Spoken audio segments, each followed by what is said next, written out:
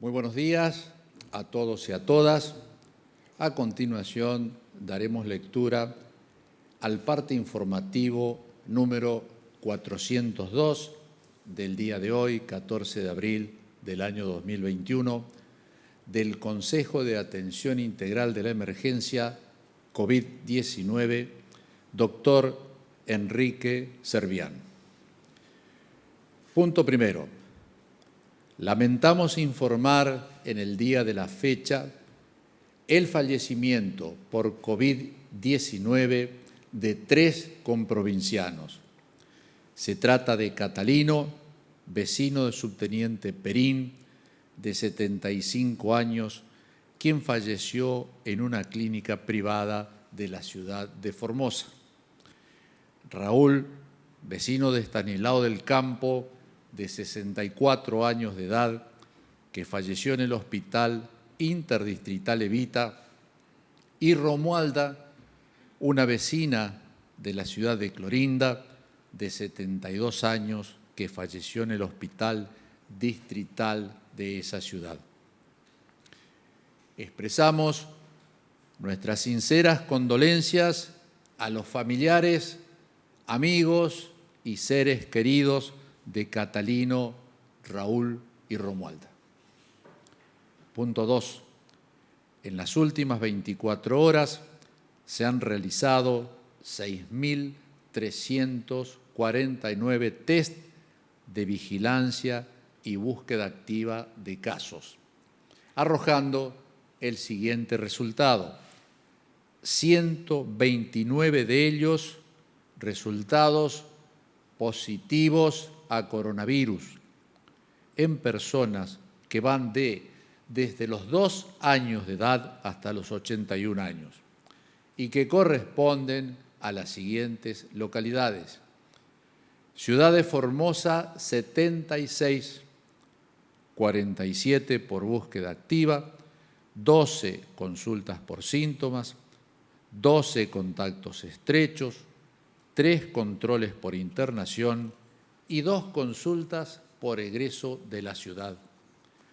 Ciudad de Clorinda, 21, 10 por búsqueda activa, 5 consultas por síntomas, 5 contactos estrechos y 1 consulta por egreso de la ciudad. General Belgrano, 6, 5 contactos estrechos y 1 por búsqueda activa. Villa Escolar, 6, todos por contactos estrechos. Misión Tacaglé, 2 por búsqueda activa. Laguna Neinec, 2 por contactos estrechos. Pirané, 1 por búsqueda activa. Misión Laicí y El Colorado, 1 en cada localidad por contacto estrecho. Estanislao del Campo, 1, también por contacto estrecho. Subteniente Perín, 1, control por internación. Bartolomé de las Casas, 1 por búsqueda activa. Y los ingresos desde otras jurisdicciones son los siguientes. Son 10, 4 de Buenos Aires, 2 de Córdoba, 2 de Salta, 1 de Chaco y 1 de Corrientes. Punto 3. En el día de la fecha se dará de alta médica a 80 pacientes recuperados, que corresponden a las siguientes localidades: Ciudad de Formosa, 34, Clorinda, 28, Misión Tacaglé, 5, Palo Santo, 5, Misión Laicí, 2, Ibarreta, 2, Pirané, 1, General Belgrano, 1, y personas que ingresaron desde otras jurisdicciones, 2. Número 4. Los datos acumulados de la provincia al día de hoy son los siguientes. Total de casos diagnosticados, 3.957. Total de pacientes recuperados, 2.527. Casos activos, 1.319. Fallecimientos por coronavirus, 79. Casos en tránsito con egreso de la provincia, 32. Cantidad de test realizados hasta la fecha, 329.785, lo que significa un 1,2% de positividad. Punto 5. La cantidad de casos activos de COVID-19 por localidades es la siguiente. Ciudad de Formosa, 673. Clorinda, 456. General Belgrano, 38. Ibarreta, 14. Pirané, 12.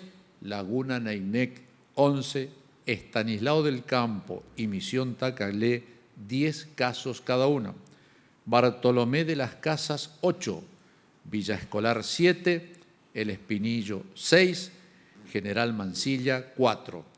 Fontana, Colonia Pastoril y El Colorado, 3 casos cada una de estas localidades. Misión Laicí, Las Lomitas, Laguna Blanca y Tres Lagunas, 2 casos cada uno. Buena Vista, Villa Fañe, Banco Pellaguá y General Güemes, 1 caso cada uno. Ingreso desde otras jurisdicciones, 49 casos. Número 6. Los números de las últimas 24 horas relativas a la tarea preventiva que lleva adelante la policía en todo el territorio de la provincia es la siguiente. Control de ingresos de camiones de carga sobre 690. Ingresos a la provincia, 218 vehículos y 410 personas. Control en la vía pública, 9.564 personas y 6.209 vehículos. Infracciones, 227 personas por incumplimiento de las medidas sanitarias vigentes. Ingresos irregulares judicializados, 2. Punto 7. En la continuación de la campaña de vacunación contra el COVID-19, informamos que desde tempranas horas de la mañana están recibiendo la vacuna los residentes de la ciudad de Formosa, capital, de las clases 1960 y 1961 en 13 establecimientos educativos que oportunamente informáramos. Punto 8. Con provincianos. En este momento difícil que estamos atravesando como país y como provincia por el aumento sostenido de los casos positivos a coronavirus, queremos reconocer y valorar nuevamente el descomunal trabajo que están realizando diariamente los trabajadores del sistema de salud público provincial, de la policía de la provincia, el personal de los diferentes organismos, los intendentes y los voluntarios militantes por la salud y la vida en las distintas tareas que se realizan en la primera línea de defensa contra el COVID-19. Desde el inicio de la pandemia, solo el 22% de las detecciones de casos positivos fueron de personas que consultaron espontáneamente por síntomas.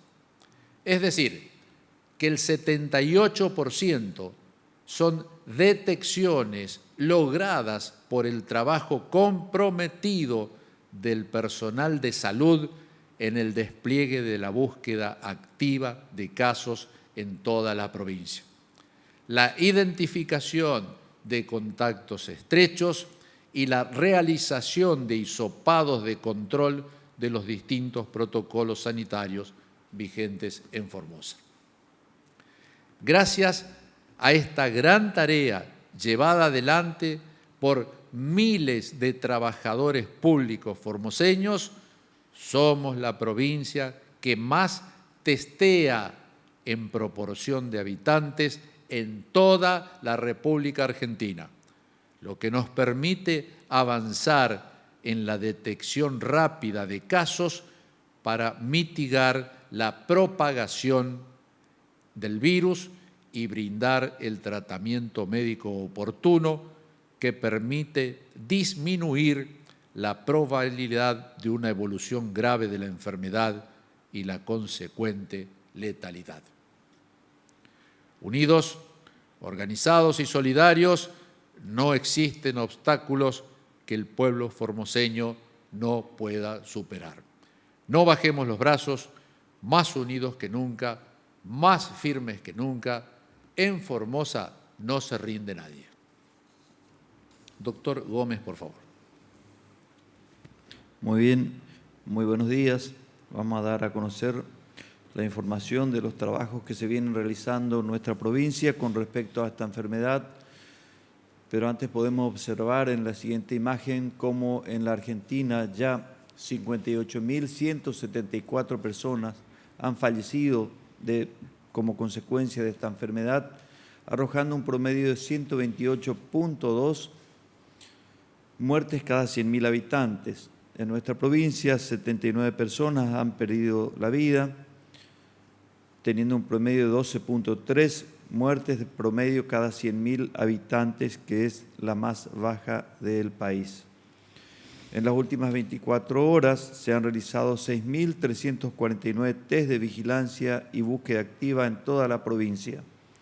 Con esta cifra, el total de test realizados asciende a 329.785, con un 1.2% de positividad. Vemos como los distintos distritos sanitarios han trabajado muy intensamente para lograr este tan alto número de testeos en todo el territorio provincial. Hasta en los puntos más alejados del distrito sanitario número 1, que hizo 340, que fueron todos con resultados negativos. Hemos también el distrito sanitario número 2, con cabecera en Las Lomitas, sus diferentes localidades, centros de salud, han estado trabajando.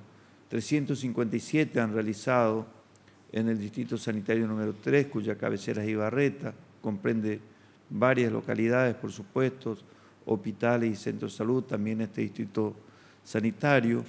En el 4, cuya cabecera es el Hospital Distrital de Laguna Blanca, 647 personas han sido testeadas. En el 5, cuya cabecera es el Colorado, 156.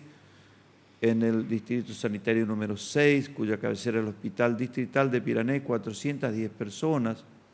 El distrito sanitario número 12, que corresponde a la ciudad de Clorinda, 476 personas. Y en Formosa Capital, con sus 4 zonas sanitarias en las que está subdividida, 3.665 personas han sido testeadas en el día de ayer. Formosa viene llevando a cabo un plan estratégico y ejemplar de vacunación, basado en criterios epidemiológicos y teniendo en cuenta no solo grupos prioritarios, sino también localidades con mayor incidencia COVID-19 dentro del territorio provincial. Así, hoy, desde horas tempranas y en un marco de profunda alegría, están acercándose a los 13 establecimientos educativos que fueron habilitados en esta ocasión, todos los formoseños nacidos en el año 1960 y 1961, residentes en la ciudad capital, para recibir la vacuna contra el coronavirus. En las imágenes podemos ver cómo se está desarrollando esta jornada tan esperada por este grupo etario y a esta hora, ya han sido superadas las 4.200 personas inoculadas en el transcurso de la mañana. Recordemos que a fines de marzo, en el Consejo Federal de Salud, luego de considerar la situación epidemiológica, la escasez de vacunas y la inequidad mundial en la distribución de las mismas, por recomendación de la Comisión Nacional de Inmunizaciones y del Comité de Expertos, se tomó la decisión de diferir la aplicación de las segundas dosis de las vacunas actualmente disponibles en nuestro país, que son las tres, la Sputnik V, la Covishield y Sinopharm, a un intervalo mínimo de 12 semanas, es decir, que la segunda dosis se va a aplicar 3 meses después de recibir la primera. Esta decisión fue tomada con el objetivo de vacunar al mayor número posible de personas con la primera dosis para maximizar los beneficios de la vacunación, llegando lo antes posible a la mayor cantidad de personas con alguna condición de riesgo y disminuir el impacto de las hospitalizaciones y la mortalidad por esta causa. Es una noticia también del plan Potenciar Trabajo. Es importante esta noticia. Hay muchos beneficiarios de este plan a nivel provincial. Desde el 15 de abril y hasta el 15 de mayo, las y los titulares de Potenciar Trabajo deberán actualizar sus datos personales. Esto incluye a todos y a todas aquellos que pertenecieron anteriormente a los programas Argentina Trabaja, Ellas Hacen, Hacemos Futuros y Proyectos Productivos Comunitarios. Todos estos se llaman ahora Potenciar Trabajo. Se unificó en un solo plan que es el Potenciar Trabajo. Dicha actualización de datos personales es de carácter personal y obligatorio. Al hacerlo, cada titular garantizará su permanencia en el programa. Para ello, debe ingresar a una página web que figura en la placa www.argentina.gov.ar/desarrollo social y allí seguir 3 pasos. Primero, validar los datos personales. Segundo, completar los datos de contacto. Tercero, confirmar o modificar la unidad de gestión. Pero ¿por qué es importante realizar la actualización de datos? Cumpliendo con este trámite, cada titular garantizará su permanencia en el programa y una unidad de gestión comenzará a certificar su participación de las actividades previstas. ¿Qué pasa si no actualizan los datos? Si bien durante 6 meses posteriores al 15 de mayo se podrán seguir actualizando datos, es necesario que los titulares sepan que, en caso de no hacerlo, se producirán modificaciones en el monto a percibir. Hoy, también 15 de abril, es el Día Mundial de la Enfermedad de Chagas. Esta fecha apunta a lograr una mayor visibilización del problema de salud que afecta a casi 8 millones de personas en todo el mundo. Nuestro sistema de salud provincial cuenta con el Programa Provincial de Chagas, que trabaja en la interrupción de la transmisión vectorial, es decir, de la enfermedad. Para ello se realizan en toda la provincia controles del vector, que son las vinchucas. Estas acciones vectoriales consisten en ataques químicos con relevamientos de la zona, numeración de vivienda, evaluación de la presencia de vinchucas y la fumigación con su posterior vigilancia epidemiológica. Asimismo, el Sistema de Salud Provincial realiza múltiples acciones para diagnóstico precoz, tratamiento oportuno y seguimiento de la enfermedad de Chagas en forma totalmente gratuita. Y acá podemos observar esta noticia que ha salido hoy en el diario Clarín y que titula de esta manera: un sistema de salud con una fuerte inversión. ¿Cómo es el dique sanitario dispuesto para controlar la cepa brasileña? Bueno, esta noticia es realmente muy importante porque nos está poniendo en conocimiento a muchos formoseños y también al resto del país la importancia de la acción que se está desarrollando en nuestra provincia para contener el avance de la cepa P1, la variante P1 del coronavirus, más conocida como la cepa de Manaos, que sabemos de su presencia ya en Clorinda, certificada por el Instituto Malbrán, y cómo es importante el trabajo que se está realizando en este lugar con una verdadera barrera sanitaria o dique sanitario para impedir de que esta enfermedad siga avanzando al resto de las provincias de la Argentina. Desde que comenzó la pandemia, el sistema tuvo un refuerzo importante en su inversión económica. Entre marzo y diciembre de 2020, la provincia realizó inversiones por más de 3.300 millones de pesos. Hoy ya lleva más de 6.000 millones de pesos invertidos en el sistema de salud, en equipamientos para los centros de salud, en medicamentos, insumos médicos, elementos de bioseguridad y garantizar las internaciones de pacientes con COVID-19 y el alojamiento sanitario de personas. Paraguay, en este contexto, tenemos que saber que está padeciendo una severa crisis sanitaria como consecuencia de esta nueva cepa, pero gracias al control en la movilidad fronteriza y la capacidad generada por la inversión en el sistema de salud de la provincia de Formosa, la transmisión y el daño generado por las variantes P1 y P2, la de Manaos y Río de Janeiro respectivamente, no han afectado la capacidad de respuesta de los servicios médicos y hospitalarios, tanto para los enfermos de COVID-19 como para el resto de las enfermedades y patologías. Se trata de un conjunto operativo de 192 centros de salud, entre los que se encuentran 40 hospitales de mediana y alta complejidad diseminados en todo el territorio formoseño, que tiene una frontera seca de 600 kilómetros con el país vecino. Desde que comenzó la pandemia y hasta hoy, la provincia de Formosa se mantiene como la jurisdicción con menor cantidad de casos positivos y muertes del país. A la fecha, la provincia de Formosa registra un total de 3.706 casos diagnosticados, de los cuales 1.268 están activos. La cantidad de fallecidos es de 79 personas. Asimismo, la cantidad de test realizados a la fecha es de 329.785 en toda la provincia. Es así como Clorinda se convirtió en la primera ciudad de la Argentina en empezar la vacunación en la población menor de 50 años, tras haber logrado inocular a los mayores de 60, al personal médico, al personal de seguridad. El pasado miércoles 7 de abril se comenzó a vacunar a los nacidos entre 1961 y 1976.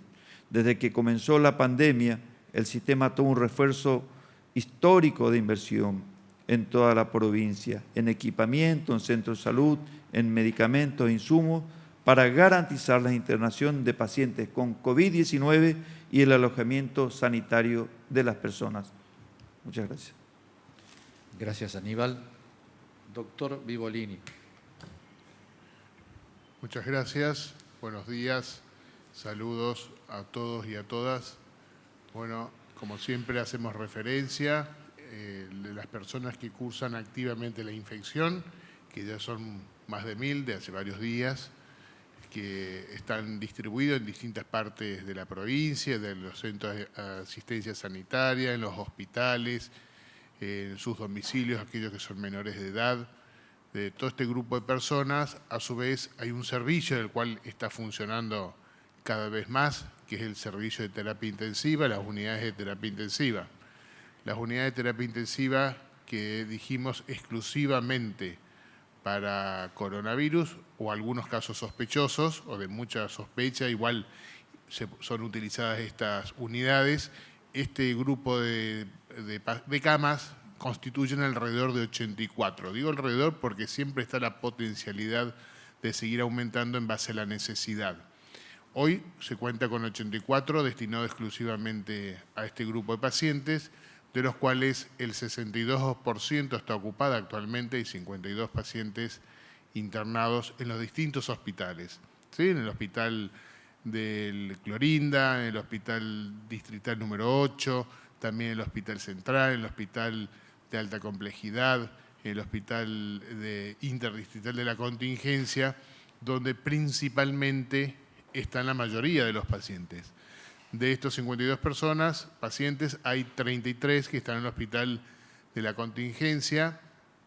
Y si uno mira la evolución de la pandemia, principalmente de los casos en Formosa, y de este grupo de pacientes que se van internando en las terapias intensivas, hoy, de estas 33 personas, para que usted tenga una idea, el promedio de edad de las personas internadas ahí, que siempre fueron superiores a los 60 años, los meses previos siempre superaban casi el 100% de los pacientes eran mayores de 60, hoy tenemos un promedio de edad de 48 años de los pacientes que están internados ahí. Prácticamente el 65% de todos los internados en esa terapia intensiva, de esos 33 pacientes, son menores de 60 años. Como verán, la evolución de la pandemia y de los casos cada vez afecta a más jóvenes, ¿sí? Probablemente hay muchas causas, entre eso se habla de esta nueva variante, que es una posibilidad. También, obviamente, el efecto que está teniendo la vacuna, porque, por ejemplo, si hoy vamos a Clorinda, prácticamente el 25 a 26% de su población está vacunada, principalmente de estos grupos de factor de riesgo. En Formosa Capital alrededor del 16 al 15% también, y así sucesivamente. Es una posibilidad que también esté impactando probablemente en esas edades, ¿sí? Obviamente, la otra causa que lleva a que más jóvenes necesiten terapia intensiva son que los jóvenes se están infectando cada vez más, como veníamos viendo hace un buen tiempo y veníamos haciendo referencia, los jóvenes son los que más se están infectando versus los adultos mayores. Por lo tanto, son los que posteriormente después necesitan terapia intensiva.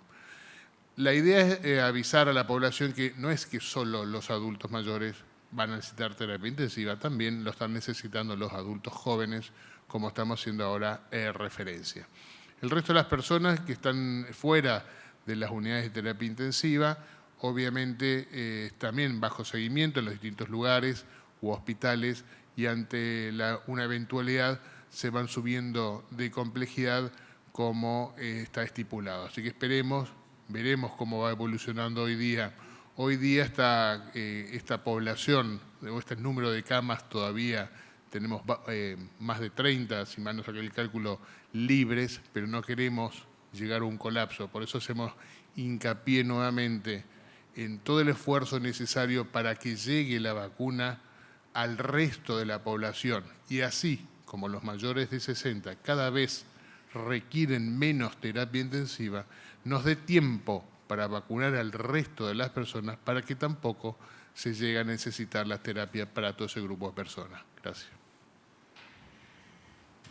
Gracias, Julián. Señores periodistas, vamos a responder a continuación las preguntas que ustedes nos formulan. Dolores, por favor. Buenos días. La primera pregunta es de Hernán Salinas, Diario La Mañana, Radio Viva 102.3. Queremos consultar sobre los incumplimientos de la cuarentena. ¿Qué registros tienen de eso? ¿Se cumple o incumple? Los registros. Sí, de incumplimientos de cuarentena. Sí, la provincia de Formosa tiene bien definido los distintos protocolos para las distintas situaciones que se pueden ir presentando en cuanto a lo relacionado con esta enfermedad. Por ejemplo, si una persona resultase positivo a coronavirus, debe cumplir una cuarentena en la complejidad que corresponde. Si es asintomático o con síntomas leves, será atendido en un CAS, es decir, un centro de atención sanitario, que son los diferentes hoteles, que tenemos más de 430 plazas en este momento disponibles en Formosa Capital y más de 600 en toda la provincia, con un control médico y de enfermería permanente. Este control médico se realiza todos los días por la mañana, en donde cada uno de los que ingresan ahí tienen una historia clínica que se carga al sistema provincial, por lo tanto, esta información está centralizada, es comprobable y tiene un seguimiento y un control. El control de enfermería continúa luego por la tarde y noche, y si alguno de los pacientes ubicados en estos centros de atención sanitaria requiere una consulta por demanda fuera de este horario, un médico va, que ya está designado para darle la atención necesaria. Este dato que le estoy dando es muy importante porque significa que un paciente COVID positivo, que es asintomático, se puede detectar a tiempo un agravamiento de la enfermedad y ser trasladado a un hospital, cualquiera de los hospitales habilitados para el mismo, para su mejor tratamiento, cosa que no ocurre si ese paciente está en su domicilio, ya que no tiene estos controles y pueden pasar varios días. De esta manera va agravándose la enfermedad y cuando ya llega el momento de su hospitalización, generalmente hay muy poco para hacer, porque una vez que tenemos fallas multiorgánicas en ese paciente, ya no es posible aplicar el tratamiento más efectivo que tenemos, que es producido en la Argentina, que es el suero inmune, hiperinmune equino, que ya está reconocido inclusive a nivel internacional por artículos que salieron hace poco en la revista Lancet de Inglaterra, en donde reconocen la alta efectividad de este tratamiento. El gobernador de la provincia dispuso la compra de este medicamento que es de alto costo y está disponible y los pacientes son tratados, pero deben ser tratados a tiempo, no esperar a último momento. Algunas personas, por motivos que cada cual tendrá, se niegan a hacer esta cuarentena en los centros de atención sanitaria, en los CAS, o ir a un hospital y quedan en sus domicilios. Esto es el cumplimiento de la cuarentena obligatoria. Bueno, hay un bajo porcentaje de personas que se niegan, pero existen estas personas. Lo que se hace en este momento es el personal de salud pública que lo visita en su domicilio para informarle de la situación de que ha sido positivo a coronavirus, le indica y se le invita, ¿no es cierto?, para su internación en el lugar que corresponda. En caso de aceptar, firma un acta preparado especialmente en donde acepta su internación. Y si lo rechaza, también firma que rechaza la internación. Esto en forma inmediata también se da a conocer a la justicia para que se actúe, porque el protocolo sanitario de la provincia de Formosa para los casos positivos a coronavirus es su internación en un CAS o en un hospital, porque de esta manera se deja de poner en riesgo a su familia y al resto de la comunidad y se le puede brindar un mejor tratamiento. Tenemos ya un caso en el día de ayer en donde un juez de Clorinda determinó que una señora positiva a coronavirus fuera llevada a través de la policía, ordenó a su alojamiento, ya que había incumplido su cuarentena. Gracias, Aníbal. Dolores, la siguiente pregunta, por favor. Esta pregunta es de María de Los Ángeles Delgado, Red de Medios Privados de Comunicación. ¿Cuál es el protocolo que se aplica para los comercios y cuáles son los controles, teniendo en cuenta que en 2 supermercados hubo casos positivos y sus autoridades no tomaron las medidas de prevención? Los protocolos vigentes son los que estaban aprobados por el Consejo y vigentes con anterioridad a las últimas medidas que restringen la circulación, que han sido ordenadas por un DNU del presidente de la Nación. Ayer, cuando se tomó conocimiento de uno de estos casos, bueno, el propietario informó que automáticamente cesaba la atención al público y que iba a hacer las consultas pertinentes para determinar si estaban correctamente aislados, no solamente los casos o el caso positivo y sus contactos estrechos, para poder al día siguiente continuar normalmente con la atención al público. Nosotros lo que invitamos es a la denuncia oportuna de propietarios que tengan personal que presente algún síntoma, inmediatamente concurrir a los centros de salud, inmediatamente verificar qué resultado le da el análisis a esa persona y obrar en consecuencia.